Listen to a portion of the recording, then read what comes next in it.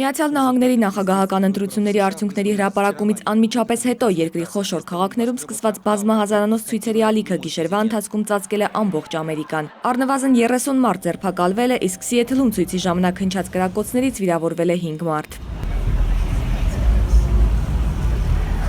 Ամենամասշտաբայինը Նյու Յորքում Թրամփի աշտարակի մոտ տեղի ունեցած ցույցն էր, որի պատճառով հսկայական կառույցն այժմ ուժեղացված հսկողության տակ է։ Բողոքի ակցիաներ են տեղի ունեցել նաև Մեծ Բրիտանիայում ու Նիդերլանդներում, մարդիկ առավոտից ծաղիկներ ու ցավակցական գրություններ են բերում Միացյալ Նահանգների դեսպանատան մոտ, տոկունություն ու համբերություն մաղթելով ամերիկացիներին։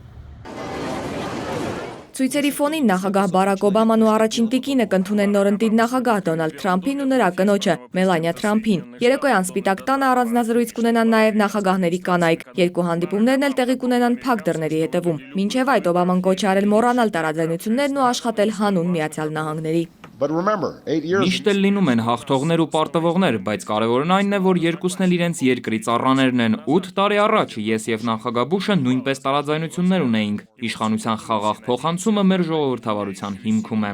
Իշխանության փոխանցումը նահանգներում 73 օր է տևում։ Թրամփը պարտավորությունները դե ֆակտո կստանձնի 2017 թվականի հունվարի 20-ին։ Մինչև այդ գերտերությունների ղեկավարները արձագանքում են ամերիկացիների ընտրությանն ու այդ արձագանքը հիմնականում դրական է։ Գաներ Ղազարյան, ժամը լրատվական։